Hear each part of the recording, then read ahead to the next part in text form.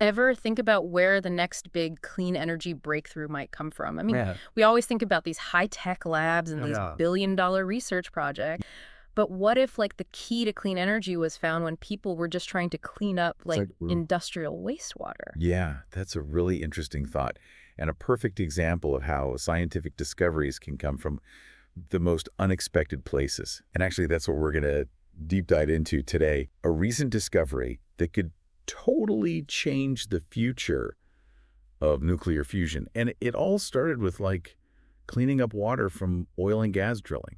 That's right. We're going to explore how scientists trying to clean up this water, which is called produced water, led to a new and cleaner way to get a really important ingredient for fusion power. Clay. And all this is based on research that was just published in the journal Chem by Cell Press. So before we get into the discovery itself, maybe we should talk about lithium. Sure. Why is lithium such a big deal when it comes to fusion? Lithium-6 is super important for making the fuel that powers fusion reactors. So the whole point of fusion is to recreate the sun's energy by smashing together these light atomic nuclei. One of the most promising ways to do this uses deuterium and tritium, which are isotopes of hydrogen. Okay. Now, deuterium is pretty easy to find, but tritium not so much. And that's where lithium-6 comes in. Inside a fusion reactor, neutrons from the deuterium-tritium reaction can hit lithium-6 and make more tritium. Oh, that's cool. So it's like we're breeding more fuel. Exactly. Lithium-6 is like a fuel breeder. Okay, that makes sense. But I'm guessing that getting a hold of this lithium-6 isn't exactly simple. What's so hard about it? You're right, it's not easy. The main problem is that lithium-6 is just a tiny, tiny fraction of all the naturally occurring lithium. Most of it's lithium-7, Okay. very similar. Uh-huh. Lithium-7 just has one extra neutron, but separating them, that's a huge technical challenge. Gotcha. So we need this lithium-6. It's really hard to get. And as I recall, the traditional way of separating it out involves something pretty nasty, like It did. mercury. It's true. The old way of doing it is called the COLEX process, Okay. and it uses liquid mercury.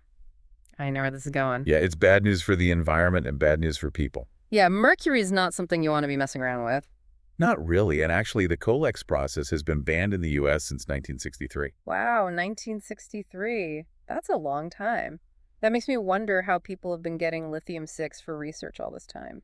That's a great question. Basically, fusion research in the U.S. has been relying on this stockpile of lithium-6 at Oak Ridge National Laboratory in Tennessee. Oh, wow. So they're just working off of a limited supply. Yeah, and that just shows how important it is to find a new way to get lithium-6 if we want fusion power to actually work. Okay, so we've got this critical need for lithium-6. The old method is dangerous and outdated, and that's where our water purification researchers come in. So how do they accidentally stumble onto this new discovery? It's a really cool story about how science sometimes just works out in unexpected ways. So these researchers were actually focused on cleaning up this produced water that comes up during oil and gas drilling. It's got all sorts of stuff in it, including lithium.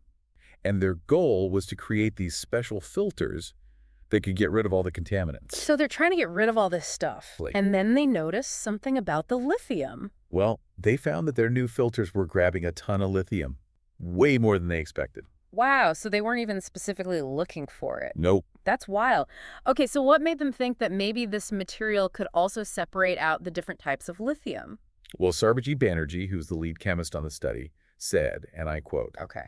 "We saw that we could extract lithium quite selectively, given that there was a lot more salt than lithium present in the water." Oh, so they realized that this material could grab the lithium even when there was a bunch of other stuff in the water. Exactly. And that led to the question, could it also tell the difference between lithium-6 and lithium-7?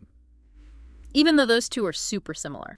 So what is it about these filters that makes them so good at grabbing lithium in the first place? What's the secret ingredient? It's called Zeta-Vanadium oxide, or V2O5. V2O5, okay. It's this inorganic compound that they make in the lab, and it has a really interesting structure. It's got all these one-dimensional tunnels. Tunnel. So, like, if you think of it like a bunch of really tiny straws all bundled together. Okay, I can picture that. And Zeta-Vanadium oxide is already known as being a great material for batteries, so they knew it had some interesting properties. So these tiny tunnels can fit lithium ions? Exactly, and it turns out that the tunnels are really good at binding to lithium ions. And what they found is that they actually prefer one isotope over the other. Wow, okay, so how did they test whether this material could actually separate lithium-6 and lithium-7? What was the experiment like? They use something called an electrochemical cell. It basically has a cathode made of the Zeta-Vanadium oxide. And they ran a solution with lithium ions through this cell while applying an electrical voltage. The lithium ions, which have a positive charge, are attracted to the cathode, which has a negative charge. So they move into these tunnels in the Zeta-Vanadium oxide. Okay, so it's inside these tiny tunnels where the separation happens. Exactly. Now remember, lithium-6 and lithium-7 have slightly different masses. Yeah, because of that extra neutron. Right, and that tiny difference means that they act a little differently when they're interacting with the Zeta-Vanadium oxide tunnels. And what the researchers found was that lithium-6 ions make slightly stronger bonds with the tunnel walls compared to lithium-7.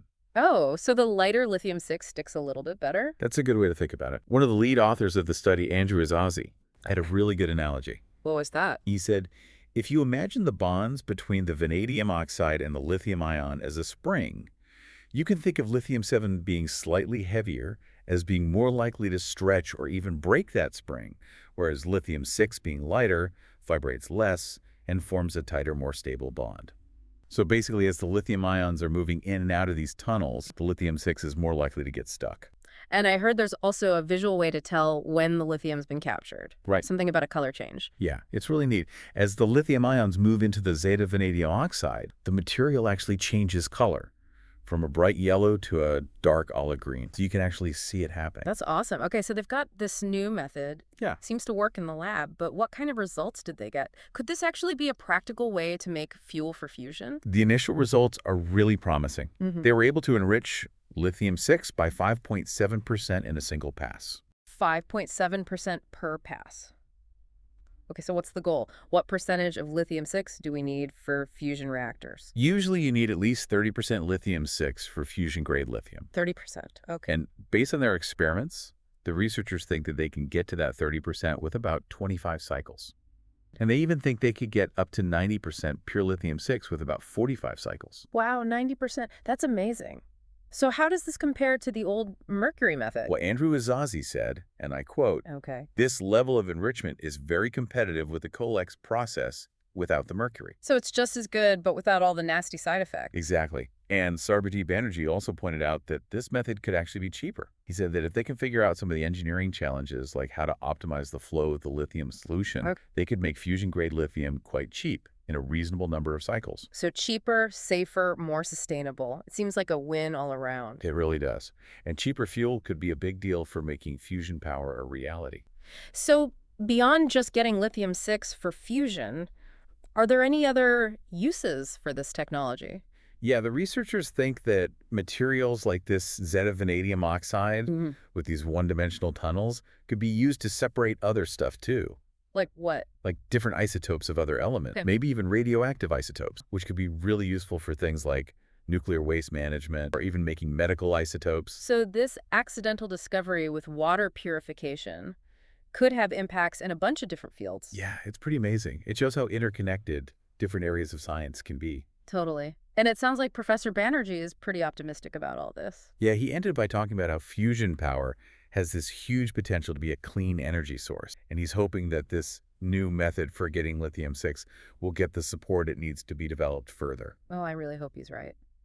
Okay, so as we wrap up this deep dive into this accidental discovery, what are the big takeaways here? I think the main point is that this research on cleaning up wastewater from oil and gas drilling has led to this really promising new way to isolate lithium-6, which is a key ingredient for fusion power. And this new method is mercury-free, which is huge, and it could really help make fusion power a reality. It's kind of mind-blowing to think that a solution to a clean energy challenge came from figuring out how to clean up industrial water. Yeah, it's a great example of how scientific breakthroughs can come from anywhere. Totally. And it makes you wonder what other seemingly unrelated research projects might hold the key to solving other big problems. There are probably so many out there just waiting to be discovered. It's exciting to think about. If you enjoyed this deep dive into the surprising world of fusion energy research, be sure to like and subscribe and leave a comment below with any other topics you'd like us to explore. We love hearing from you. Stay tuned for more deep dives into the world of science and discovery. We'll see you next time. Thanks for listening.